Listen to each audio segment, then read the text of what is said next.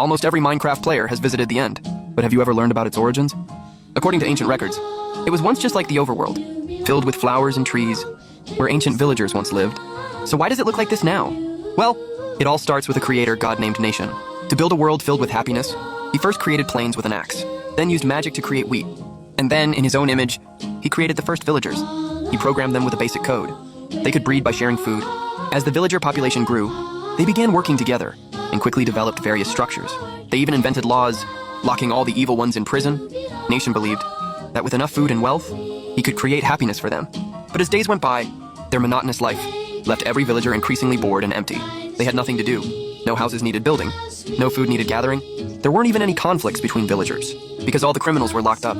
With nothing to do, the villagers could no longer feel happiness, watching his creations gradually lose their spirit. Nation searched everywhere for a solution. One day he stumbled upon a cave, where he discovered glowing runes. When he wiped the dust off the stone wall, he found information carved beneath. It described a portal to a magical land, a place that sparks curiosity. At the end in red text it warned, "Do not eat the fruit there."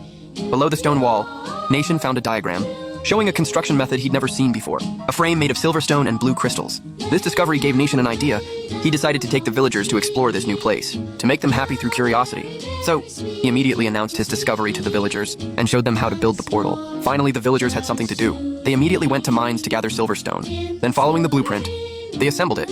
Once completed, Nation activated it with a bucket of seawater and was the first to enter the portal. It was a beautiful floating island with azure skies and vibrant ground. Trees and flowers grew everywhere.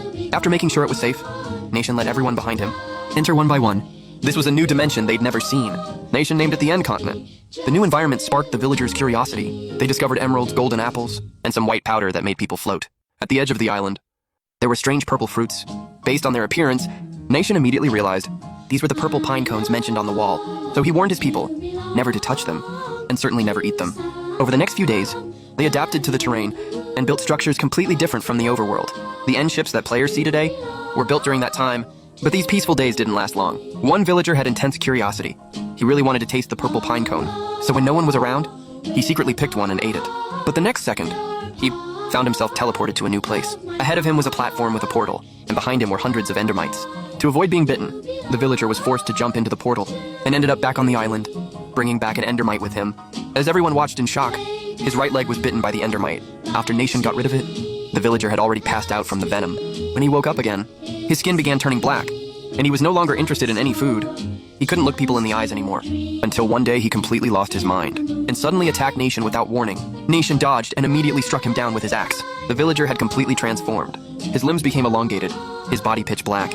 Later, people would call him an Enderman. Nation sensed his killing intent, and quickly killed him. When he fell, he dropped something that looked like a pearl. Not long after, the pearl accidentally slipped from Nation's hand, and the moment it hit the ground, Nation was teleported to a new dimension.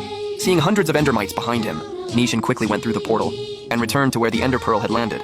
This accident made Nation realize the Ender Pearl's power. It could be used for long-distance teleportation. Meanwhile, on the other side, a vicious criminal escaped from the overworld prison. While on the run, he discovered the portal to the island. So driven by curiosity, he entered it too. And since he hadn't eaten in a long time, as soon as he arrived, he picked a purple pine cone and ate it without hesitation. As a hardened criminal, when he was teleported there, he wasn't afraid of these bugs. He even attacked them first.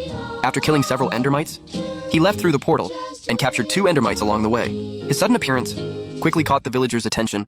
"Drop those bugs right now. Getting bitten by those things will mutate you." But the prisoner just laughed and asked where Nation was. Soon, he found Nation on a tall platform. He held a purple pine cone and appeared behind Nation, threatening him to grant him the power of creation, or he would immediately eat the pine cone and bring hundreds of endermites back to the island. To infect all the villagers, Nation had no choice. To protect his people, he had to agree to the prisoner's demand. So he raised his hand and granted the prisoner power equal to his own. But after gaining the power of creation, the prisoner still ate the pine cone and brought thousands of endermites to the island. These endermites quickly bit the villagers. Large numbers of villagers mutated into endermen. Some villagers tried to fight back, but the endermites were endless. Whether they drank healing potions or ate golden apples, nothing worked. There was no cure for this infection. Nation watched helplessly as the lives he created turned into monsters one by one. And the one responsible for all this was the prisoner before him. So he began battling the prisoner. But since the prisoner now had power equal to his, they were evenly matched. And Nation, as a god of creation, wasn't skilled in combat. So in the fight with the prisoner, he gradually fell behind. Fortunately, Nation quickly rallied. He grabbed the prisoner and threw him into the air, then flew above him and unleashed all his divine power, slamming the prisoner straight into the portal. The portal immediately exploded. The shockwave instantly tore the island's structures apart. All living things were caught in the explosion. All plants on the ground were completely destroyed. Only the chorus plants survived. Some Endermen also survived. At the center of the explosion, a portal to the overworld was formed. Nation still wasn't satisfied. Looking at the severely wounded prisoner, Nation decided to punish him properly. He created a curse, placing a crystal on each end pillar, then transformed the prisoner's limbs. By changing his torso and face, he ultimately turned him into an Ender Dragon. Then with chains released from the end crystals, he imprisoned him there, never to leave for all eternity. Until a powerful player comes to defeat him,